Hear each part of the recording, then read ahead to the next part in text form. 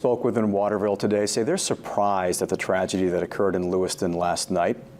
Robert Cizak, a Fairfield resident and owner of Rebooks in Waterville, says it was devastating to hear about the gunman and the many lives lost. Malcolm Porter, owner of Incense and Peppermints in downtown Waterville, says the state may need to do more to help with mental health issues and gun control.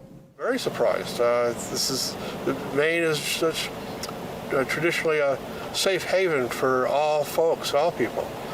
And to have this one off-the-rails person who the authorities knew about and didn't really do anything about, it's just a bigger crack.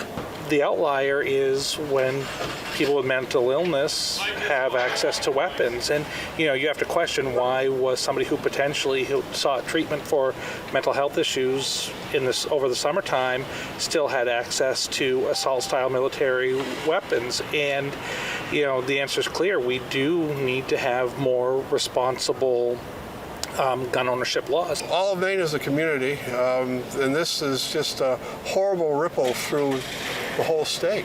A terrible tragedy. Especially my heart goes out to the families and the friends, those loved ones. It's just so horrific and sad.